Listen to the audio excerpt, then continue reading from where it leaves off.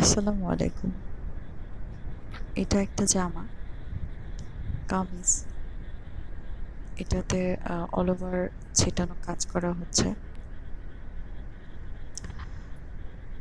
এখানে হচ্ছে প্রথমে সাদা সুতা দিয়ে ফুলের পাপড়িগুলো করে নিতেছি। আপনারা দেখলে বুঝবেন যে কিভাবে করতেছি। আসলে আহ, আলু স্বল্পতার জন্য খুবই দুঃখিত। আপনারা একটু খেয়াল করলে বুঝতে পারবেন যে ফুলের পাপড়িগুলো বা সেলাইটা আমি কিভাবে উঠাইতেছি। এভাবে করে আমরা পুরোটা পাপড়ি করে নেব।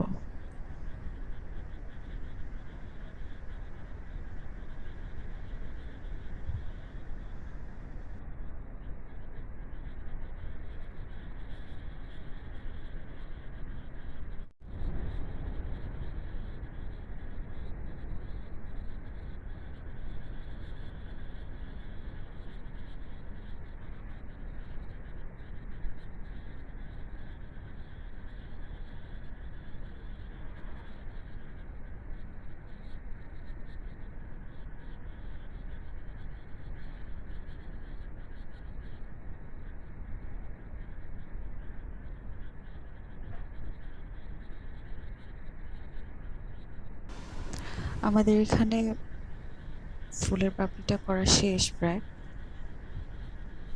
এখন আমরা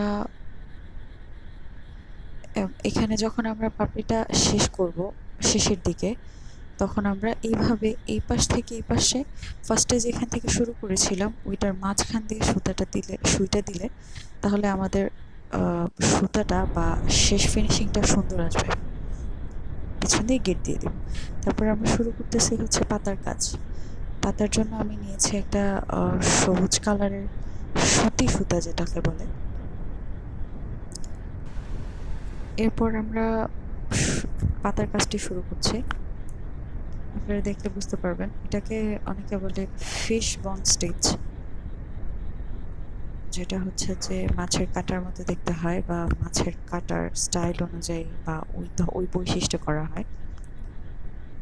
একবার এই পাশে আর একবার এই পাশে। আপনারা একটু খেয়াল করলে বুঝতে পারবেন যে পাতাটা কিভাবে সেলাই করা হচ্ছে।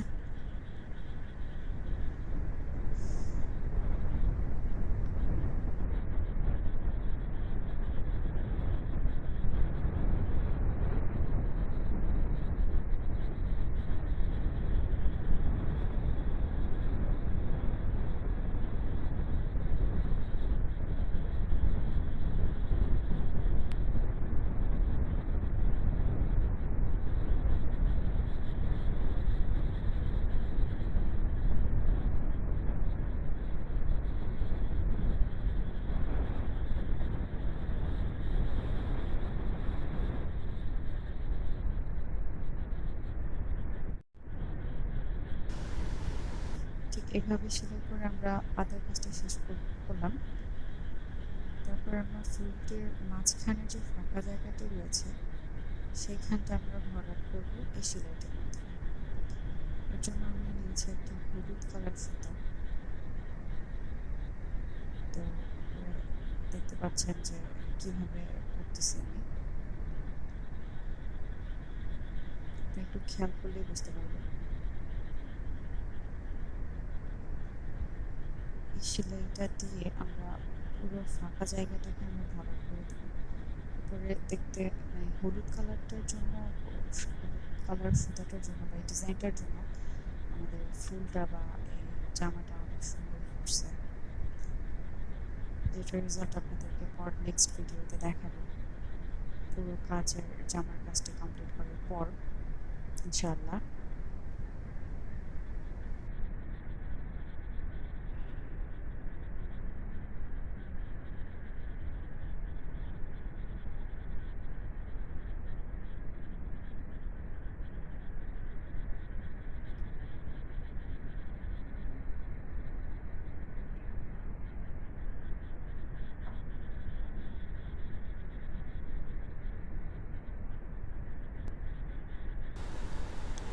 এই জামার হাতের কাজের পুরো ভিডিওটি বা পুরো রেজাল্ট আপনাদেরকে নেক্সট ভিডিওতে দেখাবো ইনশাআল্লাহ। সে পর্যন্ত আমার পাশে থাকুন, সাথে থাকুন, আমাকে সাপোর্ট করবেন আশা করি।